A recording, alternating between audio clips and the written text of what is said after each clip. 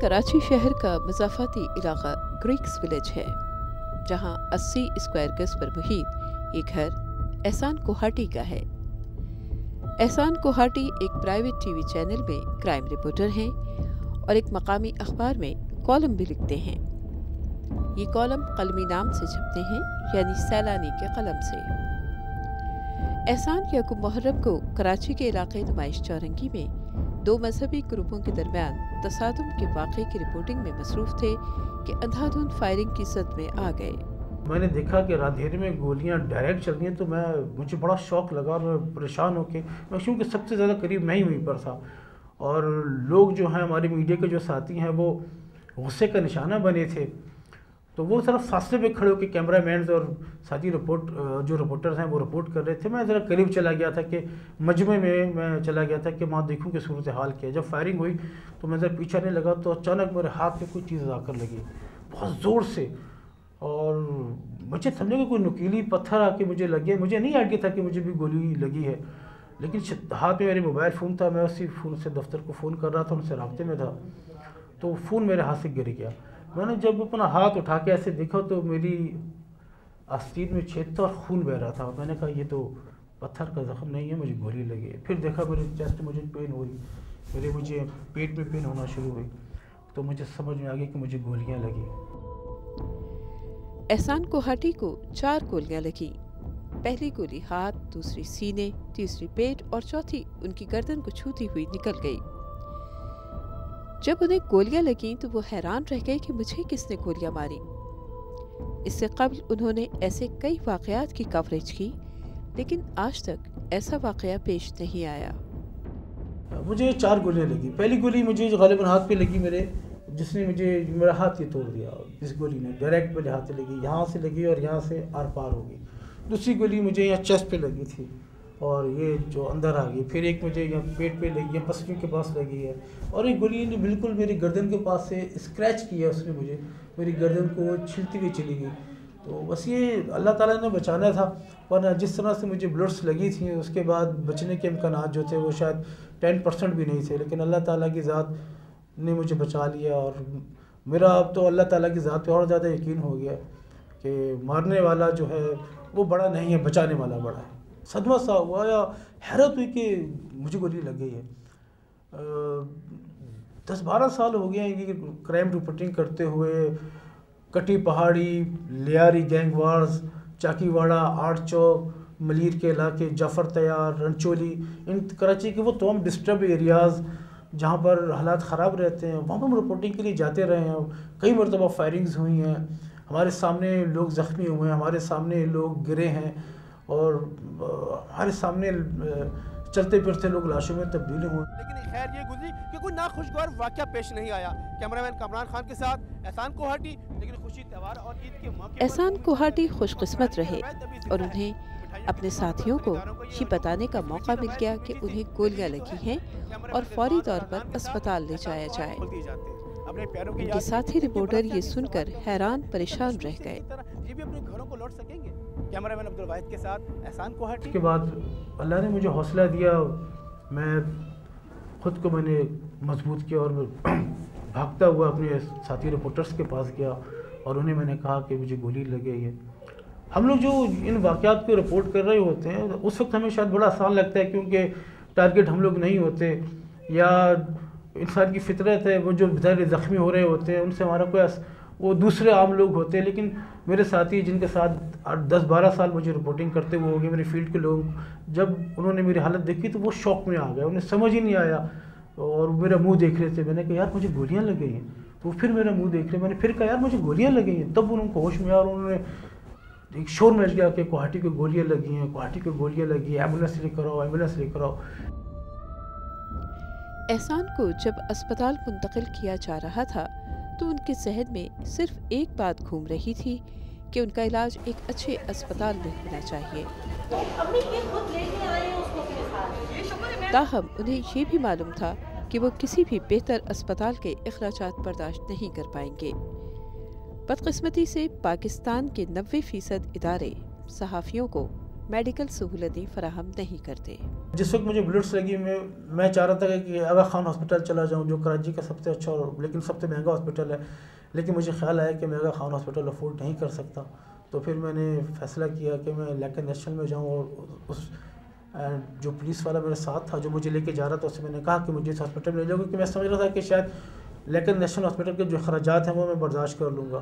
تو ایک جو سیلریڈ پرسن شخص ہوتا ہے جس کو تنخواہ ملتی ہے اور اس نے پورا مہینہ گزارنا ہوتا ہے، ایک وہ بھی پریشانی تھی، اور پھر مجھے اپنے بچوں کا، اور میرے بچے مجھے بہت عزیز ہیں، بہت پیارے ہیں، ان کا چہرہ میرے آنکھوں کے سامنے آ رہا تھا۔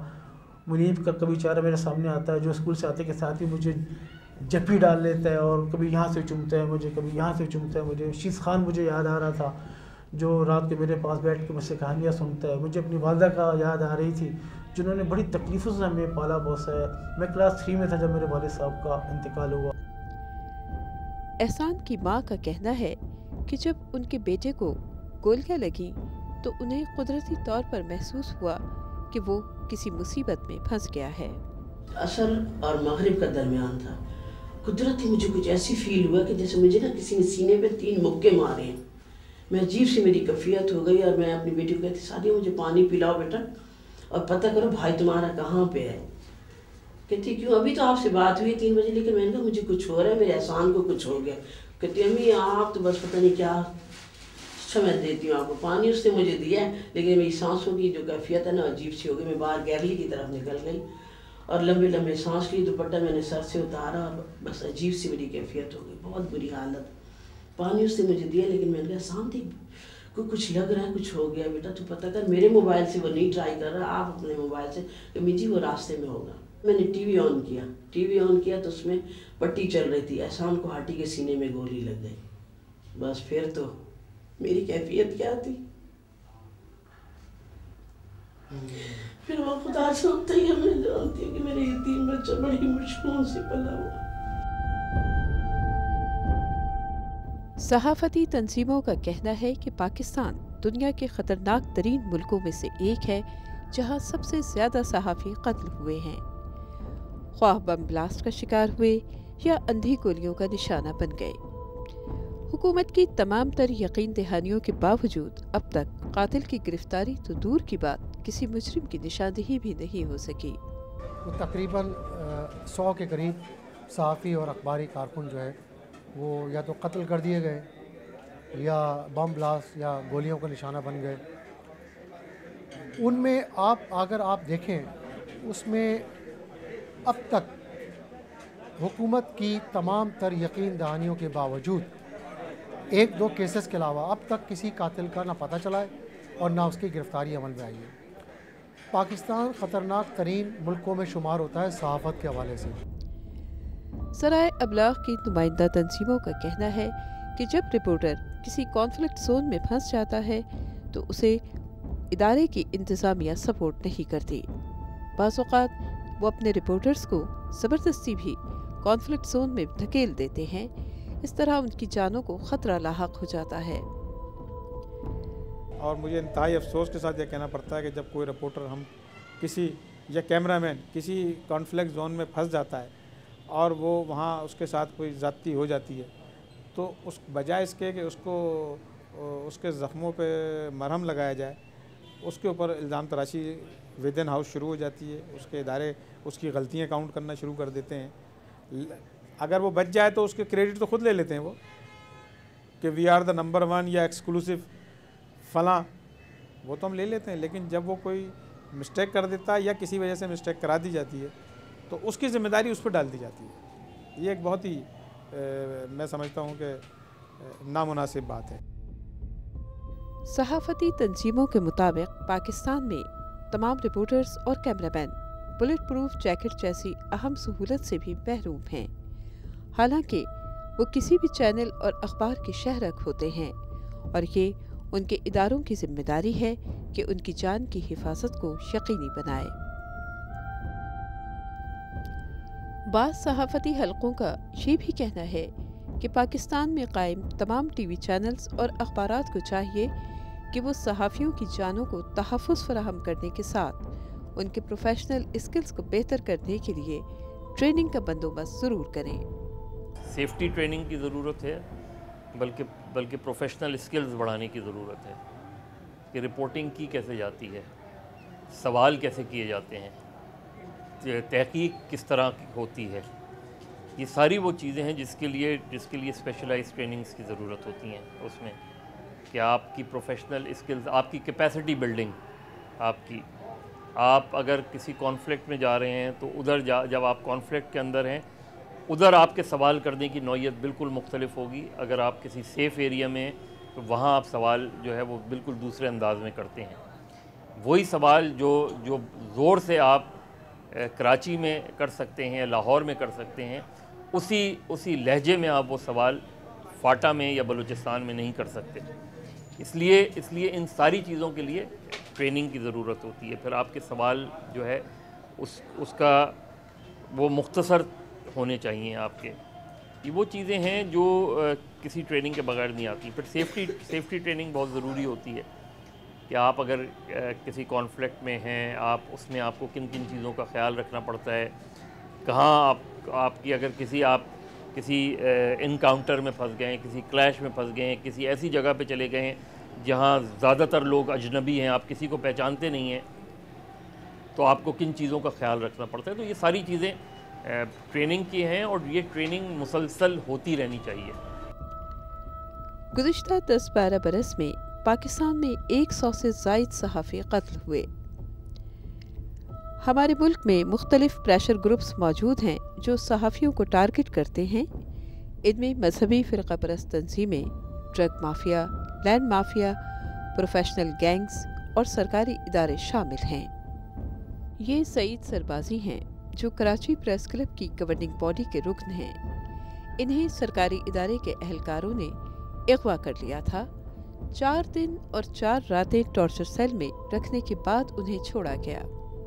गाड़ी से निकाला, मेरे हाथ में हथकड़ी लगा दी और आंखों में पट्टियाँ बांध के मुझे किसी ऐसे कमरे में उन्होंने देखा जहाँ पे ऐसा महसूस हुआ कि AC वगैरह चल रहे थे। खैर वो मुझे लेके गए, फिर वहाँ पे मुझे कमरा था, टाइप था, वहाँ खड़ा रखा और हाथ मेरा ब्लाइंड फोल्डेड था, मैं हथकड़ियाँ लगी होती थी। मुसलसल 3-4 दिन तक मुझे उन्होंने रखा हुआ और शाम के टाइम और रात को खुसूसन मुझे मतलब वहाँ मुझे ना सोने देते थे ना वो बैठने देते थे। इस तरह से मुझे जो है ना टॉर्चर करते रहे वो 4 दिन तक। नज़ीर अहमद कराची के नामवर फोटोग्राफर्स में से एक हैं। चंद साल कबल अमरीकी कौंसिल जनरल के घर और इंडियन एम्बेसी के करीब एक कार बम धमाके की कवरेज के दौरान एक क्रैकर उनके कैमरे को लगा। कैमरे की वजह से आंख तो बच गई, लेकिन जिस उंगली से वो कैमरे का फ्लैश दबा रहे थे वो क्रैकर लगने से उड़ गई और कैमरा तबाह हो गया।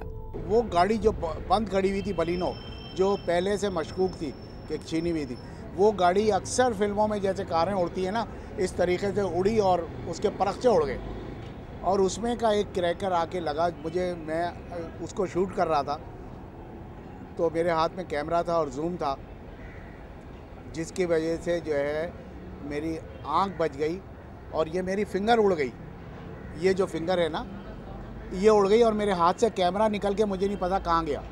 इतनी ज़ोर से आके क्रैकर लगा कि मुझे कैमरे का होश नहीं और ये यहाँ मेरी पेशानी के पास से ये फाड़ दिया सब, ये पूरा लटक गया और उंगली मेरी ये लटकने लगी। अब मैं बड़ा परेशान कि मेरे हाथ में कैमरा था कहाँ गया। 1-2 मिनट के बाद फिर मैं ज़रा सा मेरे पे जब टेंशन आई और ये खून देखा तो आहिस्ता आहिस्ता मेरा सब कुछ जो है वो कैमरा वमरा भूल के मुझे अपनी फ़िक्र थी कि मैं अपने आप को कैसे बचाऊं और कैसे मेडिकल की तरफ जाऊं। 18 अक्टूबर 2007 को बेनज़ीर भुट्टो की रैली में बम धमाके के दौरान मकामी चैनल के कैमरामैन मोहम्मद आरिफ जाँ बहक हो गए। उनके साथ कवरेज करने वाले साथी कैमरामैन आबिद अली शदीद जख्मी हुए। आबिद अली का कहना है कि उन्हें 6 महीने बाद यानी अस्पताल से घर मुंतकिल होने के बाद ये मालूम हुआ कि मोहम्मद आरिफ इस धमाके में जाँ बहक हो चुके हैं। वो धमाका इतना शदीद था कि मैं हवा में उड़ा हूँ, तकरीबन 2 से 3 फीट हवा में मैं उड़ा हूँ और वापस मैं नीचे आया हूँ। एकदम से मेरे कानों में कोई आवाज़ नहीं आ रही थी और जब मैंने जब आगे कदम बढ़ाया तो मैं लड़खड़ा गया, चला नहीं जा रहा था। मुझे नीचे देखा तो खून बड़ी तेज़ी से मेरा निकल रहा था। तो फिर मुझे एहसास हुआ कि यार मुझे कुछ ना कुछ लग गया है। हमारे दोस्त हैं आरिफ भाई, शहीद आरिफ भाई, वो उस टाइम वहीं हमारे साथ ही थे, लेकिन अल्लाह ताला ने इसी तरह लिखी थी तो वो मेरे फ्रेम में थे, यानी वो मुझसे आगे थे। तो खैर मैंने तो उनके ना, जब से उस हादसे के बाद मुझे नहीं पता था कि आरिफ एक्सपायर हो गया, शहीद हो गया। 6 महीने के बाद जाके मुझे पता चला था।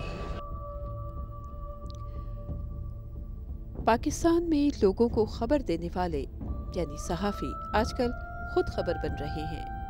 उन्हें अगवा किया जाता है, बाज़ औक़ात उन्हें टारगेट करके कत्ल कर दिया जाता है और कभी वो ब्लास्ट का शिकार बन जाते हैं। सुबह जब वो घर से निकलते हैं तो उन्हें ये नहीं मालूम होता कि वो रात सही सलामत अपने घर पहुंचेंगे या नहीं।